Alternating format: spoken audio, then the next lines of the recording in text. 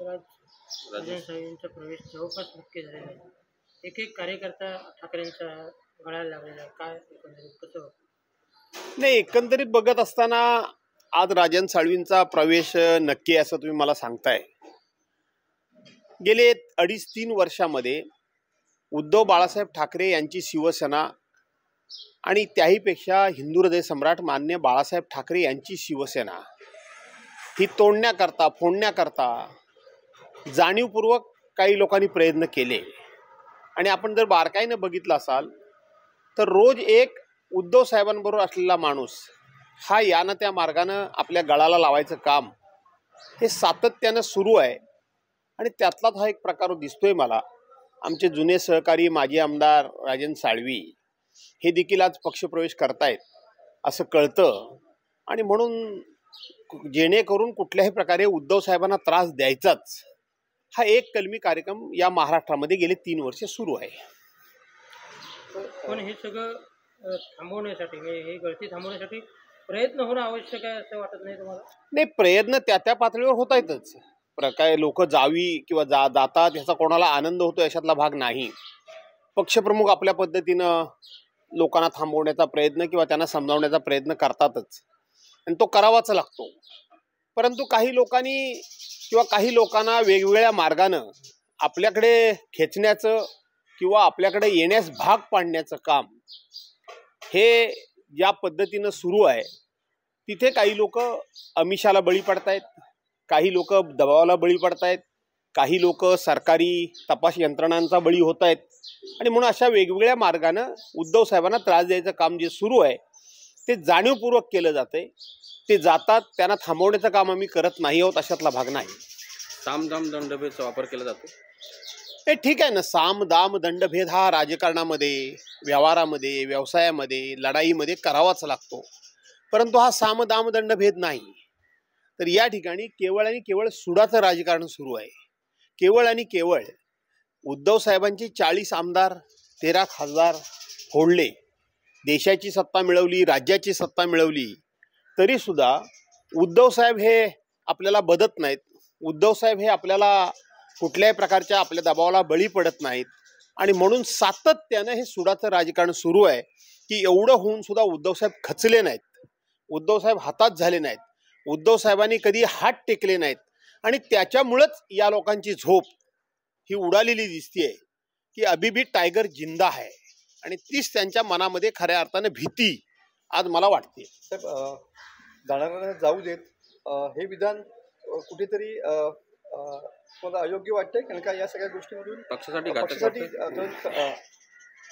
असं आहे की पक्षप्रमुखांनी असं विधान करणं योग्य आहे. थांबवायचा प्रयत्न करून, त्यांना समजावण्याचा प्रयत्न करून, त्यांना जे जे देता येईल ते देऊन सुद्धा जर जात असतील तर शेवटी पक्षप्रमुख काय म्हणणार? ज्यांना जात आहेत त्याने जाऊ दे, काय हरकत नाही, मी जे राहतील त्यांना घेऊन लढेन. परंतु पक्षप्रमुखांची भाषा आमच्यासारख्या लोकांनी वापरता कामा नये. आमच्यासारख्या लोकांनी पक्षप्रमुख जातील त्यांना जाऊ दे, जात आहेत त्यांना जाऊ दे असं जे म्हणतात, तशा पद्धतीनं मला असं वाटतं की आमच्यासारख्या कार्यकर्त्यांनी, आमच्यासारख्या नेत्यांनी ही भाषा वापरणं पक्षाच्या हिताचं नाही. आणि म्हणून कालसुद्धा मी सांगितलं, सर्रास जातील त्यांना जाऊ दे अशी भाषा वापरणं योग्य नाही. तर त्याच्याऐवजी त्यांना मागे कसं फिरवता येईल, ते मागे कसे फिरतील, ते आहेत त्याच ठिकाणी उभे राहून त्यांच्यावर कितीही अत्याचार, अन्याय झाला तरी सुद्धा त्याच्या विरोधात ते लढण्याकरता कसे सज्ज होतील, कशा पद्धतीनं हिमतीनं उभे राहतील, अशा पद्धतीचा एक कुठेतरी मंत्र देणं गरजेचं आहे. सर्रास आम्ही पक्षप्रमुखांनी म्हणणं वेगळं आणि आम्ही म्हणणं वेगळं, जातील त्यांना जाऊ द्या असं म्हणणं हे मला वाटतं लोकशाहीच्या दृष्टीने योग्य नाही. तर हम करे तो रामलीला, तुम करे तो रामलीला, हम करे तो कार्यक्रम ढिला, असे दुहेरी मापदंड योग्य नाहीत असं जितेंद्र आव्हाडांनी ट्विट केले संजय राऊतांच्या वक्तव्यावरती. मला माहीत नाही जितेंद्र आव्हाडांनी काय ट्विट केलं, मला माहीत नाही संजय राऊत काय बोलले. संजय राऊत हे आमचे मुख्य प्रवक्ते आहेत, ते काय बोलतात त्याच्यावर मी कधीही प्रतिक्रिया देत नाही. परंतु आता हे आपसामध्ये अशा पद्धतीनं मी बोललो म्हणून तुम्ही बोललं पाहिजे, तुम्ही बोललात म्हणून मी त्याला उत्तर दिलं पाहिजे, हे काही अपेक्षित आहे किंवा ह्याची आवश्यकता आहे असं मला वाटत नाही. आणि म्हणून शक्यतो आपल्याला आपल्या मित्रांजवळ संघर्ष कमीत कमी कसा करता येईल, संघर्षच जर करायचा असेल तर विरोधकांजवळ आपण करूया अशी माझी धारणा असते. परंतु दोन्ही नेत्यांनी काय बोलले ह्याच्याकडे हे मला माहीत नाही, त्याच्यावर मी काय भाष्य करू इच्छित नाही. तर काल नितेश राणे असं म्हणाले की सिंधुदुर्गात फक्त महायुतीच्याच नेत्यांना निधी दिला जाईल, यापुढे लिस्ट मी वाचूनच मंजूर करणार आहे. कोणातरी चांगल्या माणसाबद्दल काहीतरी विचारा. सर, ज्या पद्धतीने सध्या ऑपरेशन टायगर सुरू असलेलं पाहायला मिळतंय, यामुळे एक एक शिलेदार कमी होताना या ठिकाणी पाहायला मिळते उद्धव ठाकरे गटात. असं आहे, ऑपरेशन टायगर म्हणजे काय? ऑपरेशन टायगर म्हणजे उद्धव बाळासाहेब ठाकरेंच्या पक्षाचे लोक, त्यांचे आजी माजी लोकप्रतिनिधी फोडणं म्हणजे ऑपरेशन टायगर असा त्याचा अर्थ होतोय. मला या गोष्टीचा नक्की आनंद आहे, मला अभिमान वाटतो उद्धव बाळासाहेब ठाकरे यांचा. कारण त्यांचे 40 आमदार फोडले, 13 खासदार फोडले, अनेक नगरसेवक आजी माजी नगरसेवक फोडले, अनेक पक्षाचे पदाधिकारी फोडले, तरीसुद्धा त्यांची माणसं फोडण्याकरता म्हणून टायगर ऑपरेशन म्हणावं लागतं. याचा अर्थ आजही महाराष्ट्रामध्ये एकच टायगर, ते म्हणजे उद्धव बाळासाहेब ठाकरे. हे विरोधकांना मान्य करावं लागतं. याचा मला आनंद आहे, याचा मला अभिमान वाटतो की शेवटी टायगर हे उद्धव बाळासाहेब ठाकरेच आहेत, त्यांचा पक्षच टायगर आहे. आणि म्हणून पक्ष फुटताना जरी वाईट वाटत असलं तरी ज्यावेळेला टायगर ऑपरेशन म्हणतात त्यावेळेला टायगर म्हणून उद्धव साहेबांचाच उल्लेख करतात, याचा मला अभिमान वाटतो. विषय राहिलेला आहे.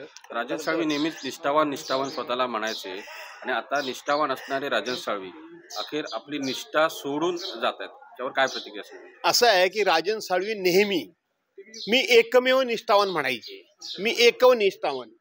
आता स्वतःला बिरुदावली जेव्हा एखादा माणूस लावतो त्यावेळेला लोक सुरुवातीला तेच लोकांना अप्रूप वाटतं, पण नंतर तो विषय हा लोकांच्या दृष्टीने चेष्टेचा होतो. आता उद्या किंवा आज आपण म्हणता त्या पद्धतीनं राजन साळवींचा जर पक्षप्रवेश झाला तर हे राजन साळवींनाच विचारा की आता ही बिरुदावली तुम्हाला लावावी का, हे त्यांना विचारा. पण दोन्ही सामंत बंधूंनी शिवसेनेत त्यांचं स्वागत केलेलं आहे, आमचे कुठेही मतभेद नसतील असं स्पष्ट केलेलं पाहायला मिळतंय. असं आहे की भारतीय जनता पार्टीमध्ये देखील स्वागत होणार होतं, तिथे काय झालं? तिथे का नाही राजन साळवींचा पक्षप्रवेश झाला? तिथे विरोध कोणी केला? दोन्ही सामंत बंधूंनी त्यांचं स्वागत केलं असेल तर मला माहीत नाही, परंतु दोन्ही सामंत बंधूंनी राजन साळवींच्या पक्षप्रवेशाच्या पूर्वी काय भाष्य केलं ते मला चांगलं माहिती आहे. त्यामुळं हे स्वागत आहे का कबड्डी करून आपल्या पाल्यामध्ये आतमध्ये घेऊन नंतर यांना वरती उचलून आपटण्याकरता म्हणून त्या ठिकाणी तयारी आहे, हे येत्या काळामध्ये दिसेल. राऊत साहेब म्हणाले होते की कदाचित सामंत बंधूंना काढशा देण्यासाठी त्यांचा प्रवेश शिवसेनेमध्ये होतो. कोण राऊत? विनायक राऊत काय म्हणाले? की सामंत बंधूंना काढशा देण्यासाठी हा प्रवेश होत असेल असं. मला माहीत नाही, माझ्यापेक्षा विनायक राऊतांना त्या संदर्भातली अधिक जवळची माहिती असते. आज ते मी ज्या कार्यक्रमाला आहे त्याच कार्यक्रमाला येणार आहेत, त्यांना हा प्रश्न विचारला तर अधिक चांगला आहे.